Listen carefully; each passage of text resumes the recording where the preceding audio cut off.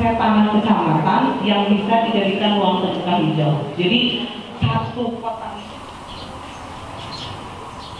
Saat ini kami berada di kantor Kecamatan Sukra Kabupaten Indramayu, di mana akan dilangsungkan kegiatan konsultasi publik tentang rencana tata ruang wilayah atau rencana detail tata ruang wilayah di Kecamatan Sukra, sebagaimana pendukung dari terwujudnya kawasan segitiga rebana, yakni Pelabuhan Patimban, Cirebon, dan Bandara Kertajati, yang mana lintasan zona kawasan rebana tersebut Indramayu menjadi bagian dari konsep zona industri untuk peningkatan pencapaian program nasional, yakni kawasan segitiga rebana tersebut. Seperti kita ketahui bahwa Indramayu merupakan salah satu penopang program ketahanan pangan nasional, dan kontribusi dari wilayah Kecamatan Sukra dengan luasan lahan pertanian 3.500 hektar cukup tinggi dengan penghasilan padi sekitar lebih dari 60.000 ton per tahun. Akan tetapi dalam agenda tersebut berkaitan dengan kesinambungan ekosistem dan ruang ekologi yang harus dipertahankan, maka kajian rencana kajian rencana ruang terbuka hijau juga harus dipikirkan, di mana pada proyeksi-proyeksi yang dialokasikan untuk pembangunan industri dipastikan bahwa 40%-nya harus dijadikan sebagai RTH, tidak semuanya harus dibuat industri. Kemudian berkaitan dengan ketahanan pangan, pemerintah Provinsi Jawa Barat juga telah menetapkan lahan baku sawah. Nah, dan untuk Indramayu sendiri, target ketahanan pangan yang harus dicapai setiap tahunnya adalah sekitar 1,7 juta ton per tahun. Dan untuk luas lahan yang ada saat ini sekitar lebih dari 100.000 hektar. Artinya, jika ini dikurangi untuk pembangunan industri sebagai pendukung kawasan segitiga rebana, maka Indramayu hanya cukup mempersiapkan 86.000 hektar. Artinya, kebutuhan untuk pemenuhan produksi pangan 1,7 juta ton per tahun bisa tercapai. Yang normalnya itu ruang terbukanya agak besar. Jadi ruang terbukanya atasnya mana? Kemudian mungkin untuk bapak-bapak dan ibu-ibu yang ada di daerah Kecamatan Sukra itu untuk 20 tahun ke depan terkait dengan rencana struktur ruang dan rencana pola peruntukannya. Jadi kalau rencana struktur ruang itu terdiri dari rencana sistem pusat perwilayahan, kemudian sistem jaringan jalan, kemudian jaringan pendukung kegiatan perkota lainnya, termasuk di dalamnya adalah rencana-rencana untuk jalur evakuasi. Jadi rencana detail ini sudah mencakup dari rencana-rencana RT/RW kabupaten maupun RT/RW provinsi dan rencana-rencana yang terkait dengan kebijakan nasional. Kemudian di dalam RDTR pun disusun mengenai rencana pola ruang. Jadi pola ruang itu adalah peruntukan 20 tahun ke depan, baik untuk zona budidaya maupun zona lindungnya. Jadi Kecamatan Sukra ini dia akan dikembangkan menjadi kawasan industri, kawasan peruntukan industri yang memang sudah diperuntukkan di dalam Perpres 86 maupun di dalam RT/RW provinsi dan RT/RW kabupaten.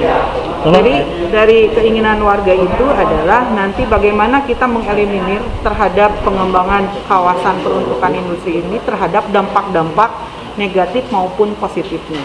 Jadi di dalam kajian RDTR ini juga kita dilengkapi dengan kajian KLHS-nya, sehingga untuk ekologis kawasan lingkungan di kawasan Kecamatan Sukra ini sudah dianalisis, sehingga nanti untuk ke depan di dalam penetapan peraturan kepala daerahnya sudah memiliki kajian lingkungan hidup strategisnya yang sudah akan divalidasi oleh. Harapannya nanti untuk ke depan ini adalah rencana-rencana pengembangan yang terkait dengan kawasan budidaya ini memiliki keseimbangan. Jadi baik keseimbangan kawasan lindung maupun kawasan budidayanya.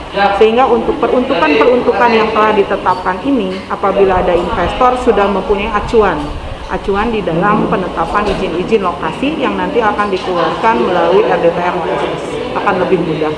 Itu bisa dijadikan tempat sosialisasi masyarakat. Jadi kita bisa nanti ini tidak menutup kemungkinan oh ini ada lahan nih, saya punya lahan untuk daerah di sini, silakan nanti bapak-bapak Terima kasih dari teman-teman pers.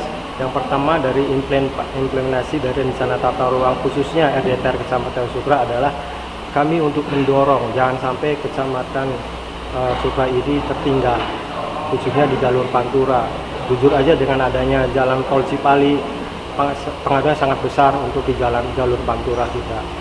Banyak kita perekonomian kita rata tersendat. Kami berharap dengan adanya penyusunan RDTR ini ke depan untuk menarik sebagai wadah payung hukum bagi investor untuk berinvestasi secara aman di Indramayu.